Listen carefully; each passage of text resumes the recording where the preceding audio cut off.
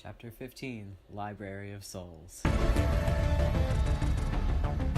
Now playing as Carrie.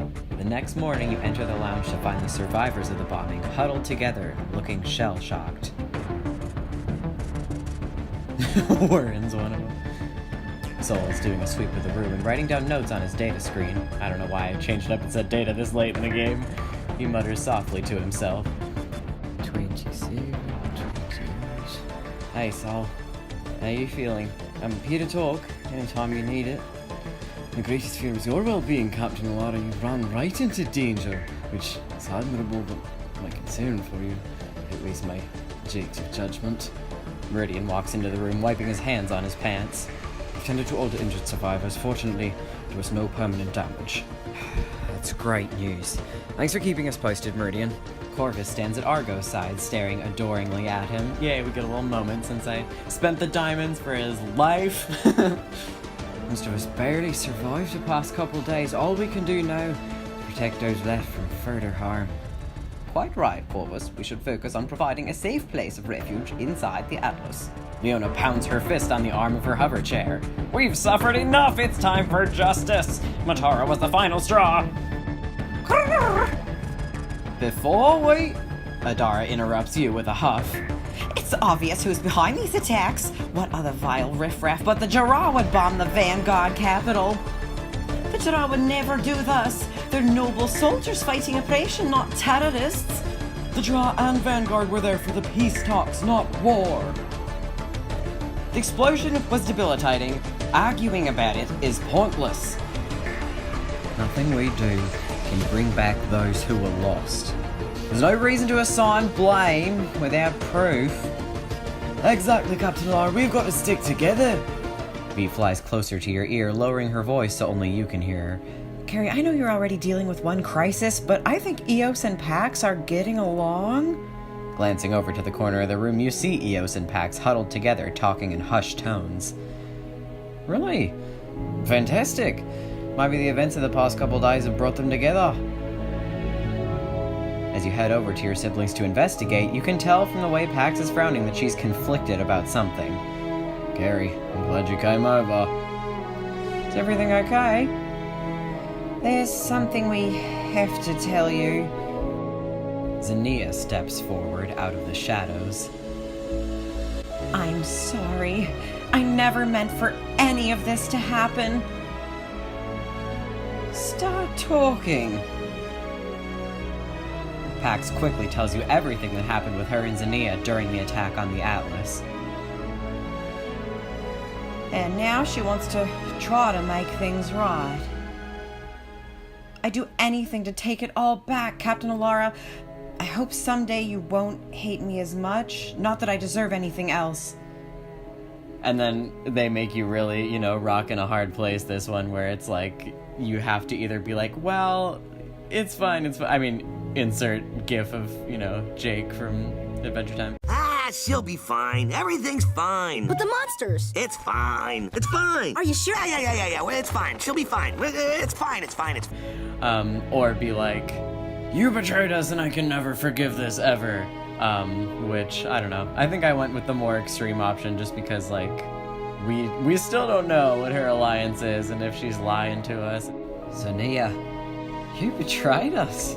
You endangered the lives of my crew and passengers. There's no forgiving that. Ever. You're right. What I did was monstrous. I'm lucky to still have my head. Carrie, I promise I'll keep a very close watch on her. Anything else happens, there won't be another chance. You sigh and nod. I'll hold you to that, brother. We may not be so lucky next time. The lights of the Atlas flash as it nears in proximity to Epoch. It's my cue. I've got to get back to the bridge to prepare us for landing. We'll continue discussing this later. Zania shrinks under your gaze while Pax sighs and Eos nods. You exit the room to start the final phase of the journey to Epoch. And look at this gorgeous new background. Oh, y'all. Sorry. The sweet aroma of lush vegetation greets you as you gaze out at the view of Epoch's vibrant royal city. Now look at it. Now look at these gorgeous waterfalls and shit. So peaceful here. Surprised they let us land so close to the palace and didn't insist on an escort.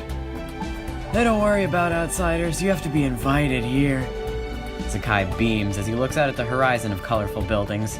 The sound of the waterfall in the distance echoes softly beneath his words. I've read countless books on Epoch, but never thought I'd get to visit. Really? What are you most excited to see? Anything in particular make you so curious to come here? The Library of Souls! There's nothing else in the galaxy like it, but it's even harder to get into than the planet. You notice Sakai staring at you. His gaze lingers, seeming to study you. Why are you looking at me like that? It's just... you look so beautiful. Aw, yay. I don't know, I always love when they don't change the MLM option and it's like a little bit feminine, but like, I don't know, I genuinely do love that. Carrie's the type of guy that would be super flattered by being called beautiful, especially if Sakai said it. Okay, as you talk, you walk over to the decadent outdoor throne room, which I was just about to compliment. Look at this gorgeously designed shit. It's like a stained glass tree thing. I don't know, I'm really into the Epoch background, guys, if you can fucking tell. Okay. Amongst the sparkling jewels and hand-carved gold, a tall Epoch sits sprawled out, a devilish smirk on his face. I'm the infamous Captain Aurora and his companion, Marshal Sentry. V hovers closer to you and speaks in a hushed, reverent tone. Oh my stars, if I could wear clothes, they'd be melted off my body by now under his gaze. Jesus Christ, V. Is that like, since now it's been established that she's a part of his body and like one of his, I don't know. Is he like, oh, sorry, one of my organs just made that noise loud just now? Anyway, okay, swat that shit down so we can see. Look at beautiful ass Barlow. Look at this gorgeously designed sprite. Jesus Christ, he's so pretty. Look at this boy. Okay, also, loving that blue lipstick. And so is Carrie. Kiss his hand, baby. It's a real pleasure to meet you, Prince Barlow. You bend over to press your lips to his smooth knuckles. Of course, I take great pride in bringing pleasure. Admirable of you. His eyes sparkle as they travel up and down your body, and his smile widens. It is a true sign of respect to down the face of the Epoch. You look as if you're meant to rule at my side. Thank you, Your Majesty. Consider it a gesture of goodwill. He spreads out his hands regally, gesturing for you and Sakai to sit beside him. Come, join me. We have much to discuss. Sakai bows as you sit down. We'd be honored, Prince Barlow. Can we start with what you know about the attack on Matara? Barlow rests his elbow on the arm of his throne and draws his hand to his chin. As you know, the Epoch are able to see every possibility and future holds. It is our gift, and our curse, for we can never know which will come to pass. Seeing the future must be a burden. All that knowledge with no control over it, it must drive you insane. The Epoch have been lost to madness over the years. Sakai leans forward in his chair. Does that mean you saw it? What happened to the capital? I saw dozens of versions of the attack, and just as many features without it. The prince looks up at the sky, the milky glow of his eyes growing brighter. But the one thing that remained the same in those paths was he planted the bomb. Was it the Jura of the Vanguard? Neither. It was to avoid. Now playing as Eos, you're sitting at a table in the crew mess hall enjoying lunch when Deimos appears behind you. Admiral Deimos, care to join me? What? You just wrote in a stupid word for me to say that just fuck that. No way. I am not. Corp to noodles, there you go. Deimos cocks her eyebrow at the slimy green noodles in the bowl. I'll pass. I need you out on patrol with me. You've had enough relaxing for one day, Elara. Just about done here anyway. Any chance you let me fly your ship? My ship was destroyed on Matara. Even if it was still intact, I wouldn't risk letting you pilot it. We'll have to take yours out together. Make sure no one's followed us looking for the senator. Patrol in my cockpit? Sounds cozy. Be right on top of each other. I'm used to being on top. I am your superior.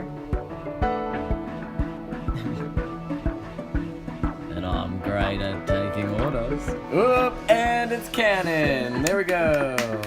There we go. Eos is a sub, and it's canon. Oh, boy. Alright, then he finishes his fucking lunch. Oh, god damn it. All this shit about the biodroids. They, like, I don't know if this was a hackneyed thing that was added in the midst of the hiatus, or if this had already been conceived before then. But you can tell from how fast I'm skipping through this that I'm not gonna purchase it even a little bit. The biodroids, the designs are cute, and I have no idea what they do in the story, because to me it seemed as though the thing they would do in the story is interrupt it at a time when things were actually rolling along quite interestingly. I'm not interested in whatever small creature you try to give me, Pixelberry. Several minutes later, you've piloted your ship out into orbit around Epoch. Deimos sits just behind you. I see you've made an upgrade or two to your ship. Very impressive. And you get a little achievement for the fact that you've purchased diamond shit for your ship before. Your ship and I've been through a lot together. Had to add some of my own flair to it. That's something you've certainly never been short on. As you fly, you scan the surrounding area for any other signs of life.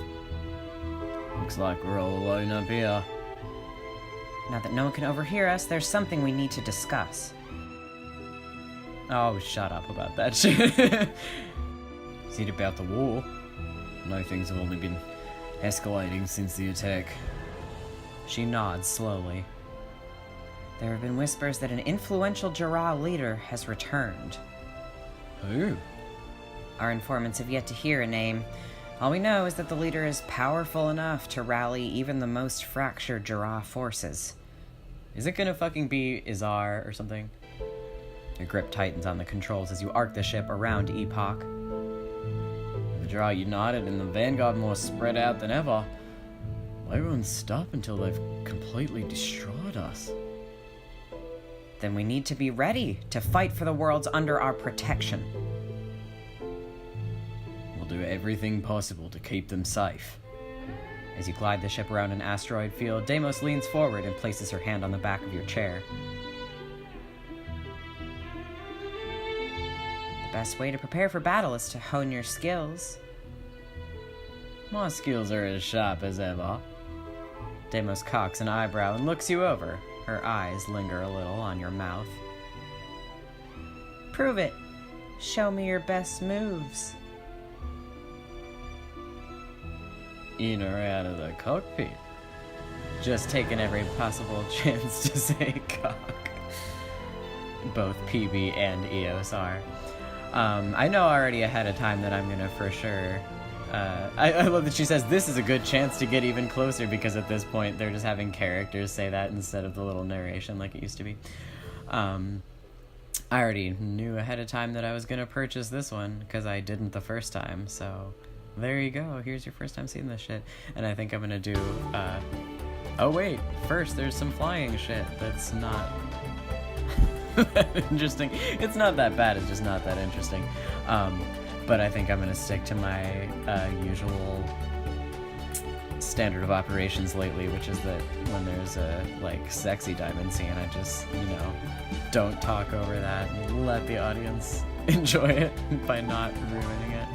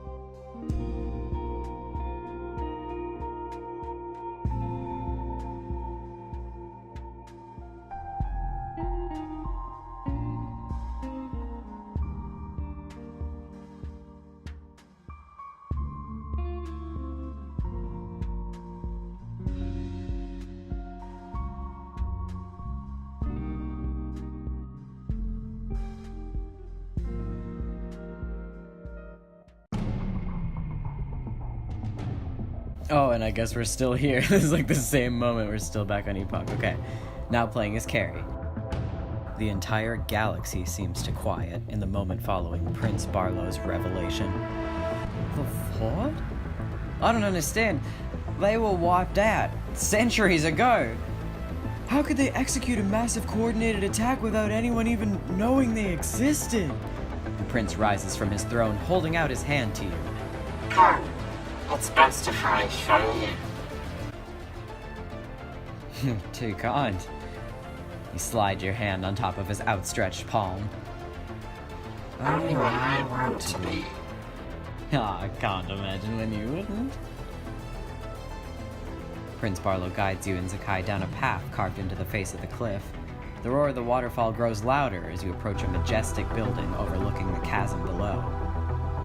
Clear your minds. When you enter the library of souls, linear time no longer exists.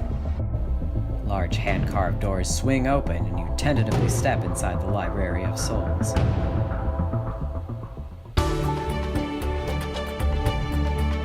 A million colors of fractured light illuminate thousands of records stacked up to the mountainous ceilings, leaving only enough space to weave amongst the ancient artifacts hovering on display.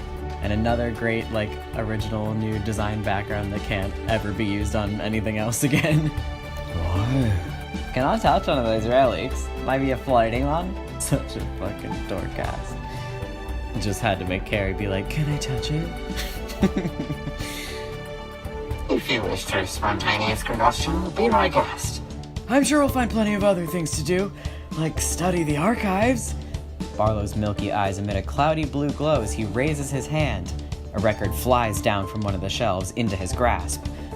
Are all the Epoch able to do that? It's a great deal of studying and discipline to learn to use your mind in new ways. Skill very few of us possess. The prince's lips curve into a smile. But you'll find that I can do many things with my mind. He hands the record to you and you turn it over in your hands. A red symbol is etched into its surface.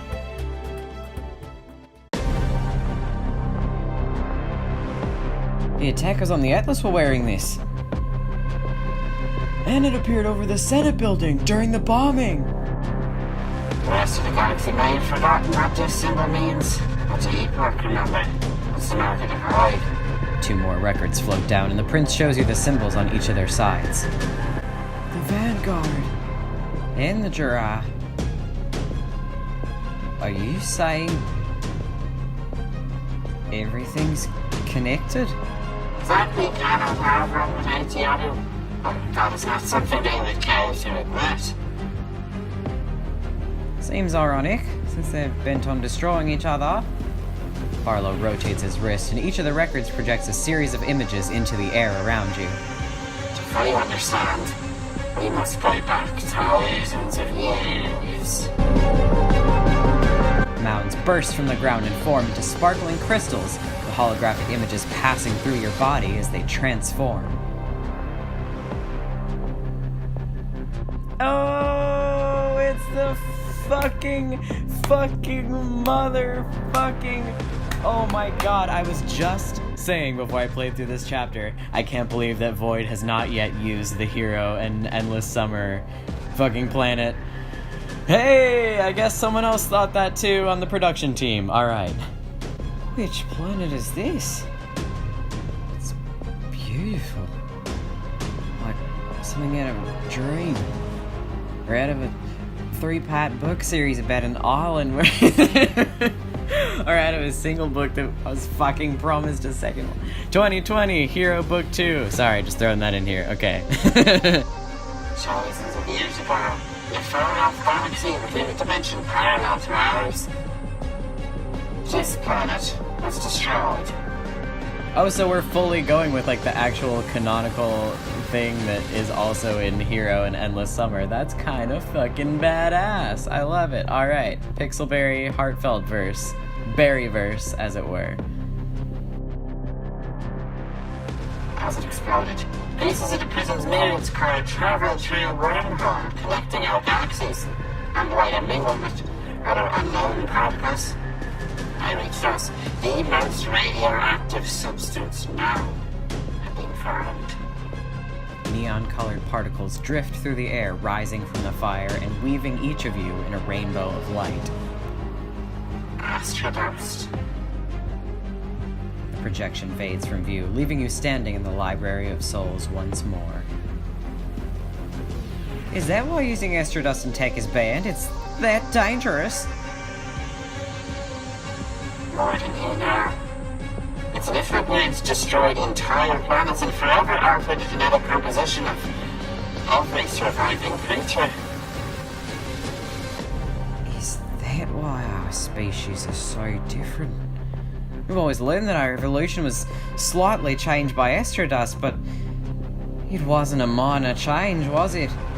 No, it affected us much more deeply than you've been led to believe. It was the reason most of our species glow. Side effect of radiation. If we carry so much astrodust in our systems, I guess our cyberlines are much more than biotech. Images made out of dust and smoke flutter through the air, showing warfare and destruction. After the exposure, the galaxy descended into chaos and from years of darkness, devouring our power. They saw that no matter how life was lived, it ended the same. It's their belief that we came from the blackness of space, the void, and are destined to return to it, making our actions meaningless. Nothing we do matters. I don't believe that. The decisions we make have meaning, and so do our lives. Carrie's right, every choice we make affects others, and we owe it to them to not abuse that power. The floating scenes shift and change into giant battleships with red lights, the same you saw outside the viewport of the Atlas. Void ships took to the stars, taking what they wanted, sending the rest back to darkness. So now the entire galaxy was untouched by their reign. Those who didn't join them returned to space or died of starvation as resources grew more scarce. Blue and gold particles consume the red as the projections shift into the figures of marshals. This must be where the Vanguard come in. They were formed to stop the Void from terrorizing the galaxy. I'm not an expert on Vanguard history, but how'd they manage that? Weren't they vastly outnumbered? Vanguard enlisted the Homo Cyber. Together they created astral charges, deadly weaponized versions for Astrodust. Each target the Void. Once the Void eradicated, the Vanguard promised to destroy all the astral charges. They're really doing, oh my god, they're really doing some like weapons of mass destruction shit too, just because they're trying to cram in one more fucking real world parallel for all the shit in here, like while they still can. The Marshals made space travel safe, and were tasked with supplying everyone with enough rations to ensure they never starved again. The prince nods slowly. For centuries, the Vanguard united the world under one government, and there was peace. So, how did the Vanguard screw it up? They break the promises they made, stop supplying the rations and other resources. The dust changes color again, this time to teal and magenta, as holographic Jara soldiers form lines around the room. Less than a decade ago, the Void reappeared, under the leadership of a serf called Quandary. Why the fuck is his name Quandary? I don't know why, that's so weird to me, just like, isn't that a word? I mean, lots of these people's names are words. And then it's like, by the time they heard his name, it was too late, because he was already fucking named Quandary. Sorry, okay, anyway. By the time the Vanguard heard his name, it was too late. Quandary formed an army larger and more deadly than the Marshals. Didn't the Vanguard try to stop them? Tens of thousands were sent after the Void, both soldiers and Marshals. The number returned. As the Vanguard numbers depleted, their ability to offer resources suffered, the gap between self-sufficient planets and planets in need has grown wider than ever. The Vanguard feared panic, and when knew the Void's reappearance, they also didn't want to risk more falling under the Void's influence. That means... Oh, I don't know whether to go with my Jara frickin' influence here that I've been going with so far, or the neutral party here. Because the Jara one is also kind of correct. I don't know. But you're alright, the Vanguard have been lying to us. Well, they keep their secrets, the galaxy is suffering. We can't fight back if we're completely blind to what's going on. Prince Barlow waves his hand and the holographic projections disappear. I've seen every possible outcome for how this war will end, and there are very few in which I'll make it out alive. How many times have you had to watch yourself die? 187,592. I'm so sorry, Your Majesty. I've learned to accept whatever comes my way. The prince's eyes find yours as he smiles. After all we can do is live the best we can, enjoy ourselves, and the pleasures our worlds offer. The records soar back to the archives, caught in the rippling reflections of the stained glass pouring in through the arched ceilings. Zakai lifts his head up toward the light as it shines off of a metal object in the far room, and curiosity flickers across his face. What's over there? The map room. If you stand inside the orrery, you are able to see the future and past of each planet in our galaxy. Incredible. Can we check it out? Very few are permitted entry. I don't make an exception for you. Oh, don't rhyme. Don't rhyme, I hate it. I have some business to attend to in the palace, so just you can explore on your own. He fucking knows. Barlow knows. He literally knows. Like, he's seen every possible future, so he's like, I have seen all the many ways that you two fuck inside my orrery, and I fully condone all of them. But it is kind of cute and sweet that he canonically is like, oh, yep, he's telling him to go see their own future in the stars. Literally, canonically, he's like, boys, you gotta be honest with each other about your feelings now. You think we have time, Carrie? Oh, you got the time, son. You got the time for this shit, alright. It's only been building up for like 20 years between these two, and then like the 12 chapters in between the last time they saw each other. Oh, he literally goes, I'm happy just to get a moment with you. And weird ass V, sorry, I'm just like talking over all of this, but I hate the weird ass parts where V is just like, I have to leave now that it's established that she's part of Carrie's body. Okay. Yep, the prince absolutely knows that he's setting them up right now.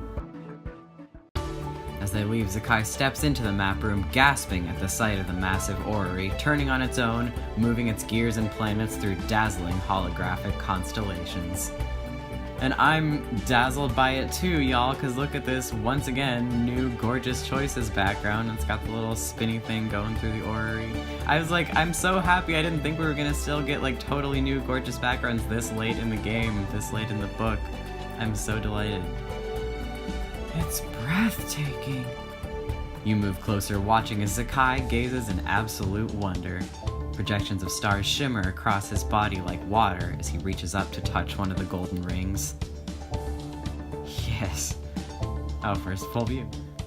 But it's not as enchanting as you. This is the fateful moment, guys, when I finally just decided to bust it all out. And, well, I mean, the game made me bust it all out and, like, have to decide if this boy is for Carrie or Eos. I wanted it to be a big dramatic fight.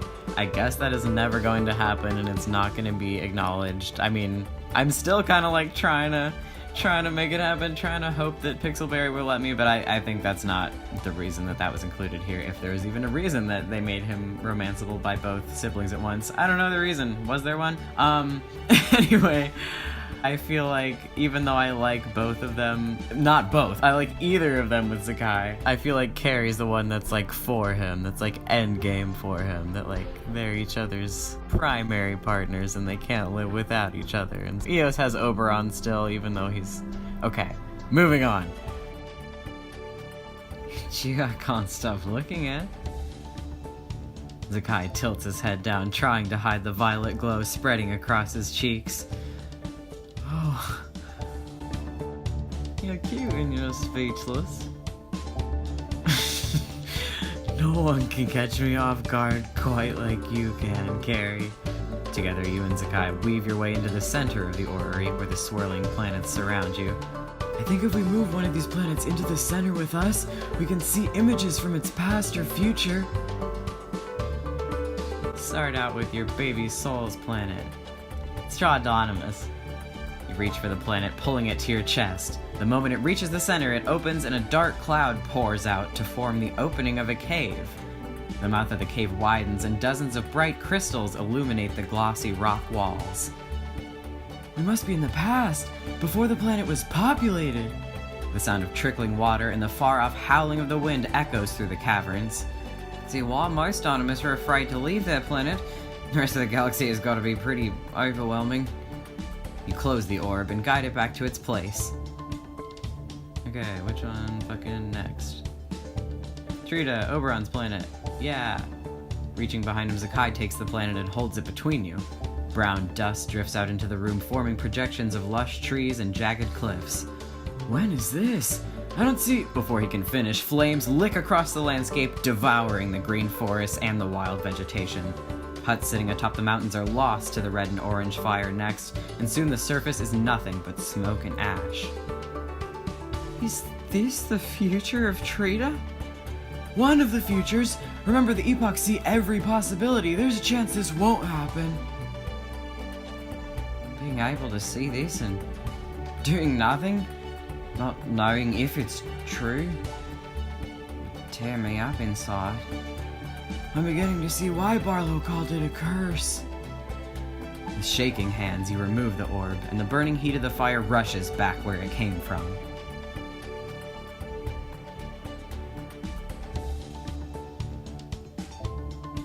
And Titania's planet. What about a pre?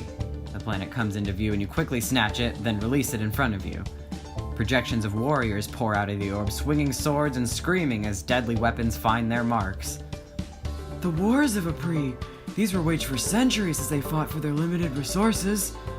Holographic blood seems to soak the floor as a soldier collapses at your feet. Was this before the Vanguard?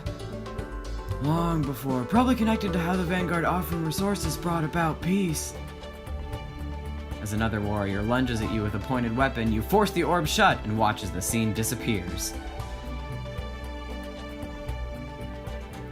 Lyra's planet. I've always wanted to see Devon.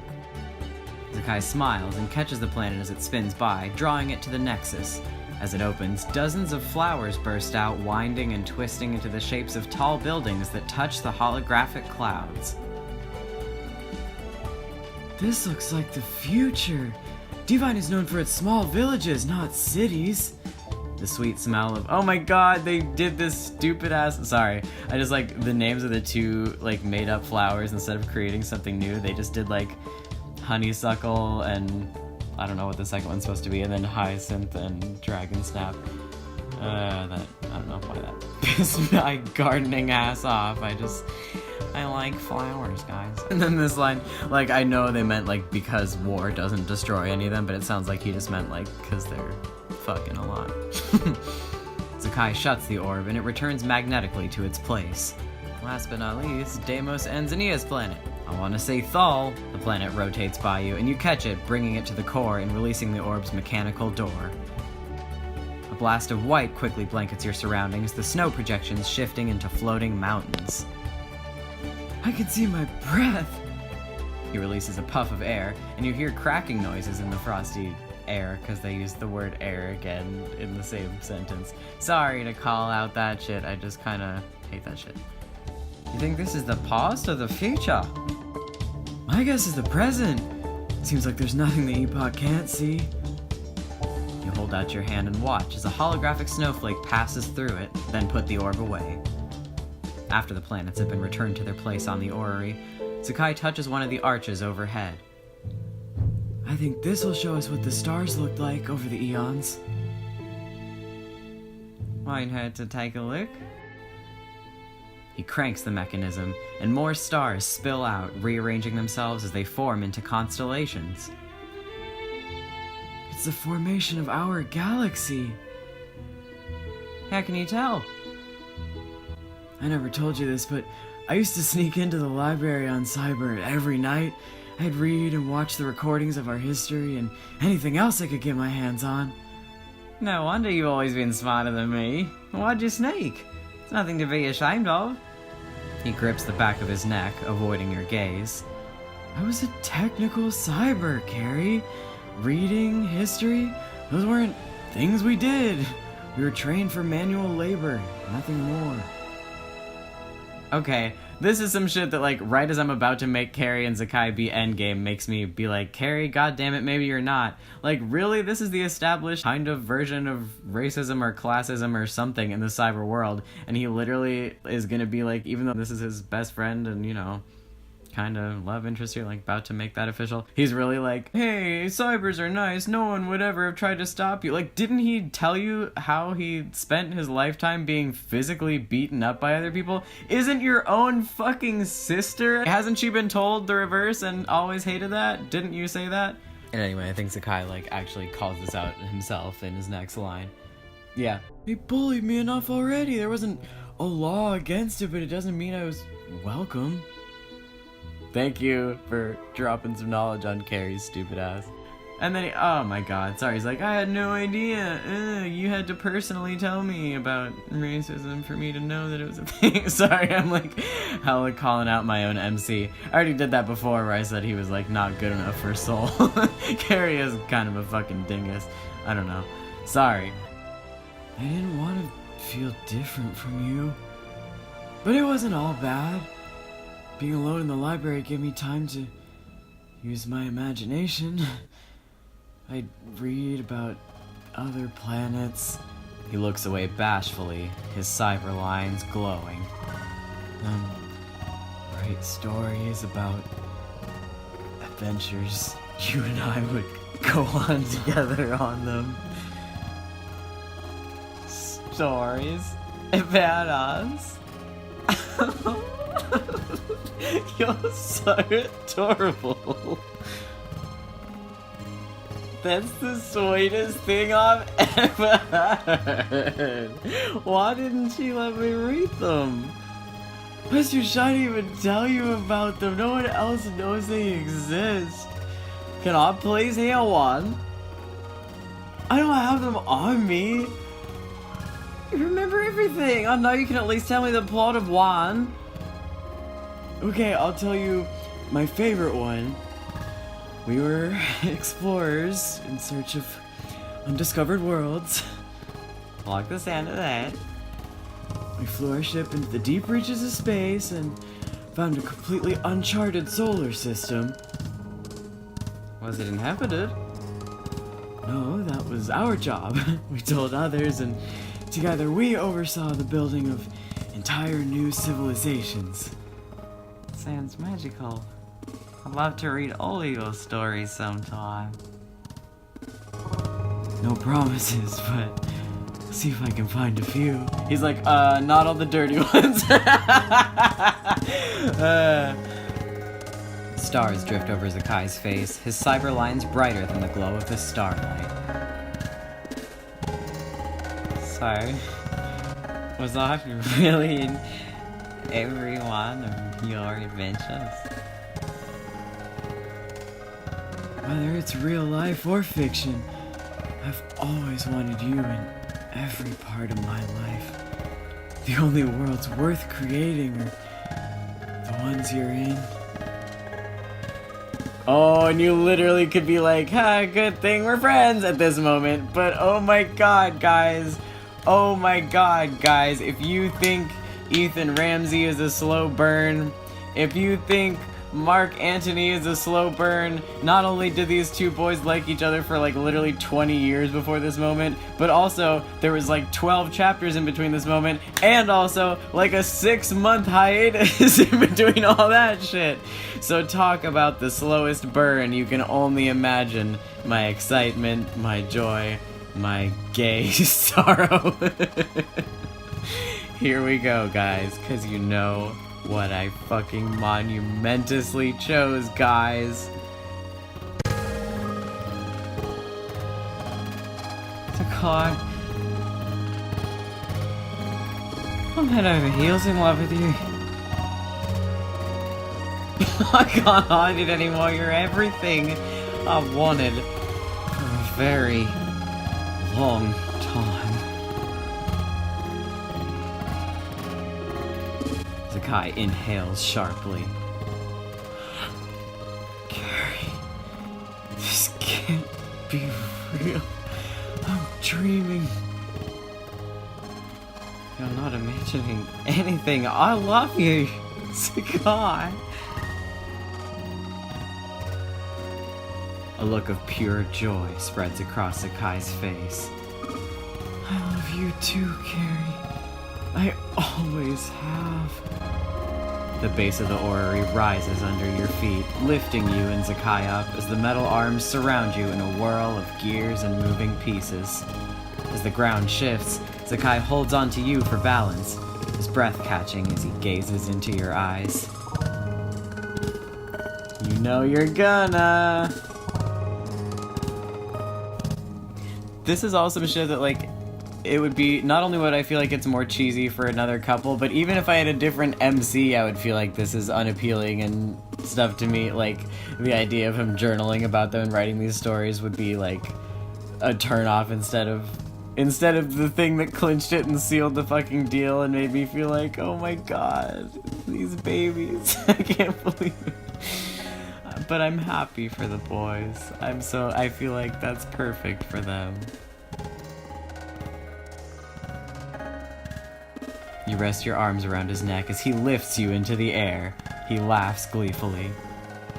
Oh, I know this is just literally like MC's name in italics, but oh, I'm a sucker for it.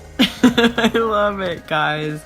I've got the feels about just this stupid moment of my own MC's name in italics and Zakai's little stupid speech bubble. This one gives me the deep feels, and I gotta go. Why do you keep saying my name like that? To make sure you're really here. That this is actually happening. I'm right here, and I'm not going anywhere. A lot of characters say this. I don't know if it's just Carrie or if just like a lot of characters keep saying to each other that they're not going anywhere and they're right here. Anyway. Not possible. This is too good to be true. And you better make the most of your fantasy. His eyes find yours as he holds you and he looks up at you reverently. No one could dream you up, Carrie. You're a million times better than anything imagined. Your lips find his again and you melt into the heat of his cyber lines against yours. The purple light shines brightly from both of your bodies as it combines and sends tingles along your skin. Yeah, I love that they're both purple boys. Aww. Both purple boys. Oh, Heavenly Bodies is the name of their little achievement. Rotating golden shapes refract the violet rays, encircling you both in a halo of colored constellations as you and Zakai surrender to each other's touch. Ooh. And then sometime later, ooh, yep, like they definitely smashed in the map room in the sometime. Anyway, as you're leaving the map room, you notice a tiny silver and gold object floating above a pedestal. Is that the Australian Prince Barlow was talking about? Yeah, he said we could take one of them, get a look at our own futures. You reach for it, watching as currents ripple over the shapes extending out of it. What do you think we'll see? I have no idea. Electricity pulses inside the orb as you take a closer look. And you feel a jolt as dozens of images flood your brain all at once. Ah! Carrie, are you okay? He reaches out, steadying you as you wobble slightly on your feet. Oh, so... the future? Your future? Yes. There's so many parts, but almost every time I was torn apart from everyone I love. Now playing as Pax. The faint sound of static fills your quarters as you tinker with a broken thermocore outputter. You falling apart on me isn't exactly helping take my mind off of how things are unraveling. As you wind one of the gears, you hear a loud clunking noise. The lights on the device dim, then go out completely. Why won't you work? You angrily shake the thermocore before chucking it across the room. It hits the wall and splinters into pieces. I fucking love the design for Pax's room. Once again for the, like, I'm so happy we're getting new backgrounds this late in the game. She's got, like, her pants on the floor and, like, a sock and, like, 2 devices that I know aren't supposed to be space vibrators, but I'm not gonna say that they're not. Anyway, okay. Breaking her thermocore into pieces in anger in the heat of the moment is what's happening now. Well, that's definitely beyond repair now. With a sigh, you press the heels of your hands against your eyes, trying to block out the image in your head of the assassin's blood coating your palms. An urgent beeping shoots through your head as your internal VSS system alerts you of an incoming comm. Oh, so once again, this is like something that establishes that it's super weird that V is always like, I gotta leave the room for you to have sex, and here's an outfit for you, and like, I don't know, I guess I'm behind the fashion designer thing with V, but it's weird as fuck that she's always hitting on people and then asking Carrie to like tell him about what it was like when he had sex with people, but also leaving the room during it. What the fuck is V, everyone? What the shitting hell is V? Answer it. Who in the blazes is this?